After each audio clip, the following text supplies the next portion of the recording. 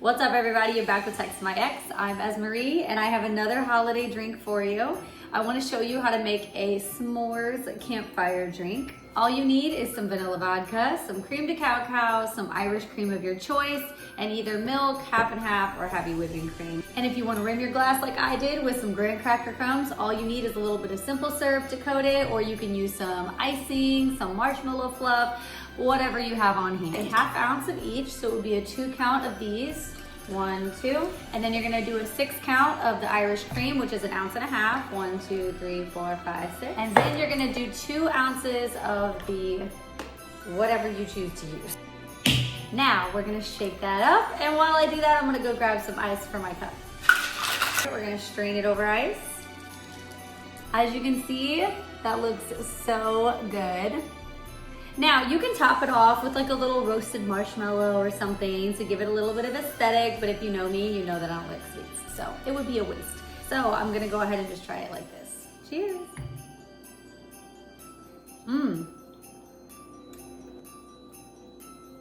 Ooh, well, goddamn. If that isn't a holiday drink, I don't know what is. Highly recommend. I feel like I need to chug it. Oh my God. So good. Let me get to the next episode before I drink it all. All right, so fun fact about me, even if it's 80 degrees in my house, I always feel like I need to hold a blanket. I don't know why.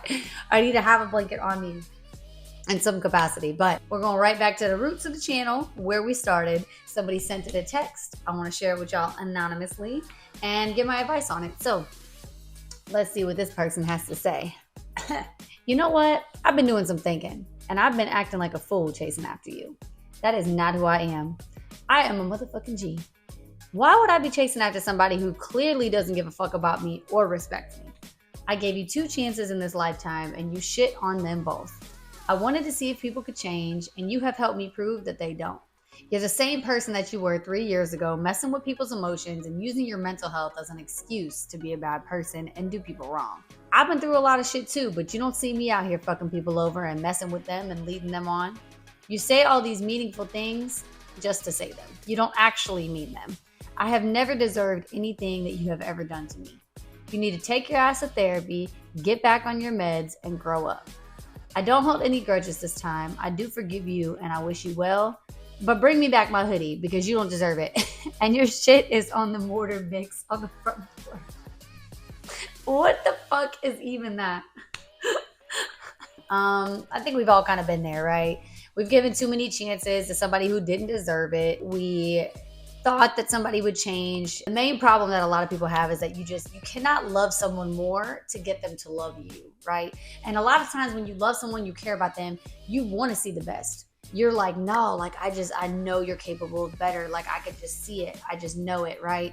And unfortunately, whether you believe in heaven and hell, the devil and God, whether you believe in law of polarity, whatever it is, there's good and bad, right? There's always going to be good and bad. It's never going to be all bad and it's never going to be all good. But unfortunately, for some people who are good-hearted and pure and who are genuine and loving, there are people on this earth that were put here for a reason, and their soul is not going to evolve the way that yours is. Just is what it is. And there are certain people that are put on this earth to show you what it's going to be like if you don't evolve, if you don't grow, if you don't change, if you don't heal. It doesn't matter what you or anybody else tries to do for this person. It's not going to work because the person has to want to do the internal work themselves. And that is between them and themselves and nobody else. Yeah, so I think in this sort of situation, it's just more of, you know what? I tried. I put my light in your life. You wasn't willing to accept it and appreciate it. So I got to move on from you. And this is the thing I always tell people. Don't ever feel bad about giving somebody a second chance. Don't ever feel bad about showing more love to someone because you have no idea what your light may have been to them in that point in their life. You never know if they needed that. You never know if you were placed in their line, their path for a reason. Whether it works out or not, it doesn't matter. All you need to do is keep being who you are and showing your love and showing your light. If they're meant to be with you, cool.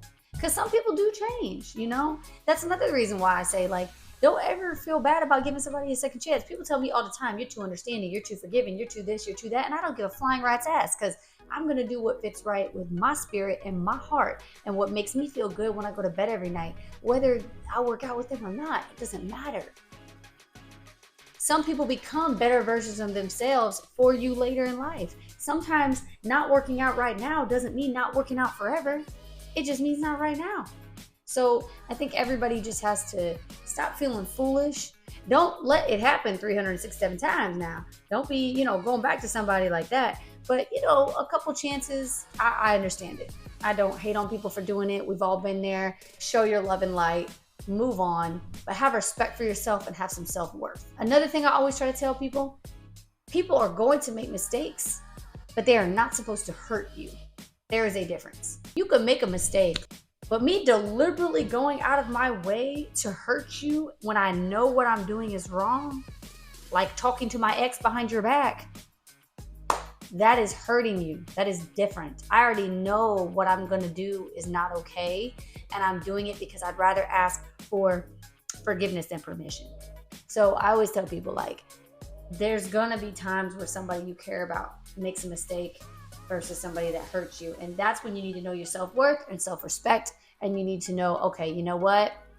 I'm showing you my love and light, and you're taking advantage and you're not respecting me. This is no longer a mistake. This is a pattern of behavior. This is no longer a mistake. This is, you knew what the hell you was doing and you did that. That's all I have to say about this one. But make sure that you tune into part 2, because we are touching on a hot ass fucking topic. Like, when I asked the question, I expected a few responses, but I did not expect all the responses that I got, and I can't wait to talk about it. So I will see you there.